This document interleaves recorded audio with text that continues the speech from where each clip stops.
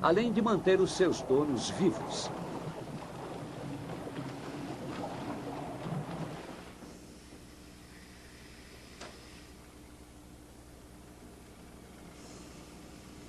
Soprando bem forte, Maria consegue injetar mais de 5 litros de ar na boia. Numa respiração normal, ela usa apenas meio litro. Cada vez que você respira, está bombeando meio litro de ar com cada pulmão. Você faz isso 13 vezes por minuto. Durante sua vida inteira, 4 milhões de metros cúbicos terão passado pelos seus pulmões. O suficiente para preencher um estádio de futebol. Atletas como John não podem se conformar com um desempenho médio.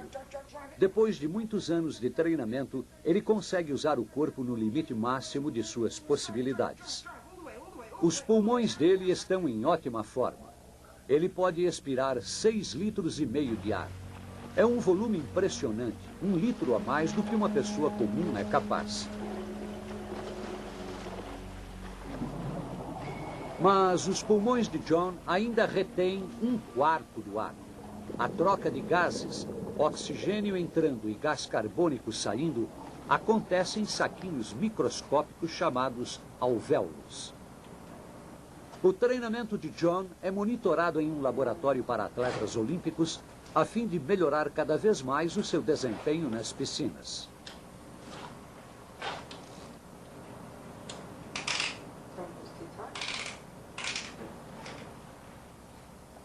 Um computador analisa os dados do seu corpo, o seu batimento cardíaco, a potência de seus músculos e, principalmente, o seu consumo de oxigênio.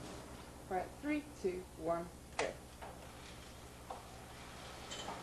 Para simular uma competição de verdade, John usa uma bicicleta ergométrica num teste de resistência planejado para forçar o seu corpo até o limite da exaustão. Esse teste está sendo cuidadosamente monitorado por cientistas que o preparam para disputar uma medalha olímpica.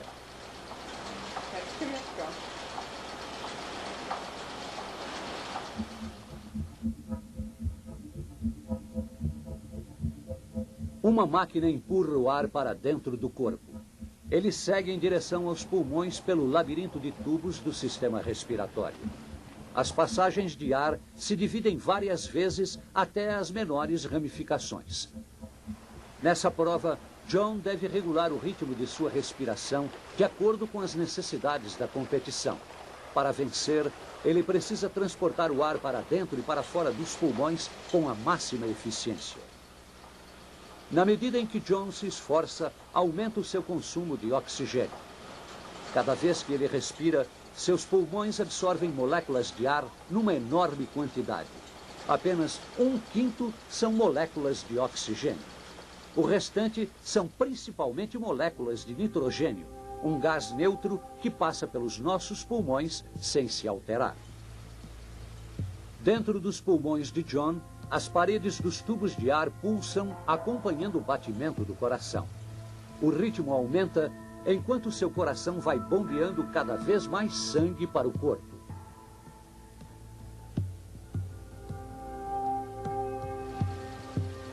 O oxigênio é retirado bem depressa do seu sangue, que supre todos os músculos.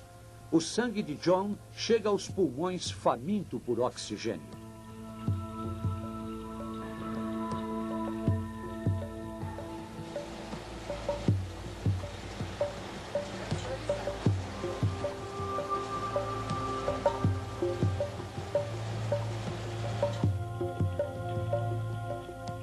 As células de John pedem mais oxigênio.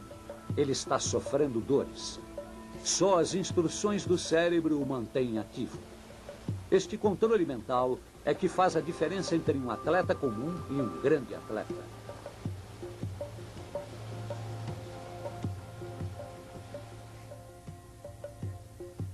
O labirinto de ramificações das passagens de ar termina em pequenos tubos, cada um com um saco em miniatura, o alvéolo. Temos 300 milhões de alvéolos.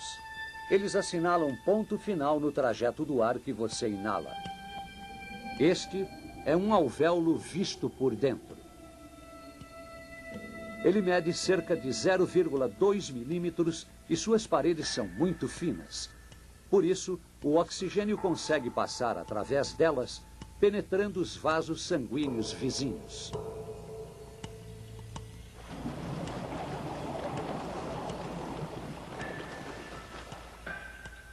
O papel do sangue no transporte de oxigênio é tão importante que metade do coração se ocupa apenas da tarefa de bombeá-lo para os pulmões.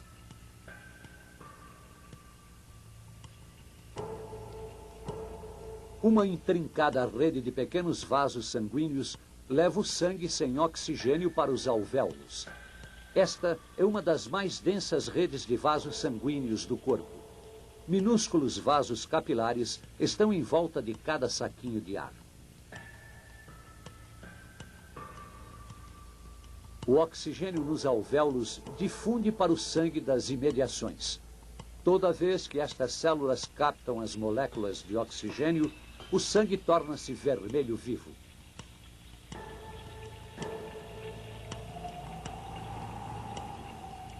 Para aderir bem aos glóbulos vermelhos do sangue, o oxigênio precisa da ajuda de uma substância química existente nestas células, a hemoglobina. Em cada glóbulo vermelho existem 280 milhões de moléculas de hemoglobina.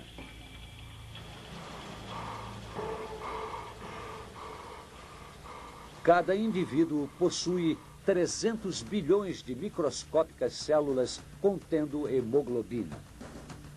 Se elas fossem enfileiradas lado a lado, alcançariam a metade do caminho até a Lua.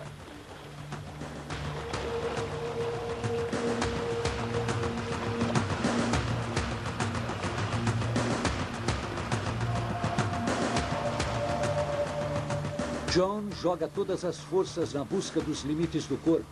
Enquanto isso, suas células pedem mais e mais oxigênio. O sistema circulatório tenta ajudar, levando os glóbulos vermelhos mais depressa. Estes pequenos e flexíveis discos parecem rosquinhas com um buraco no centro.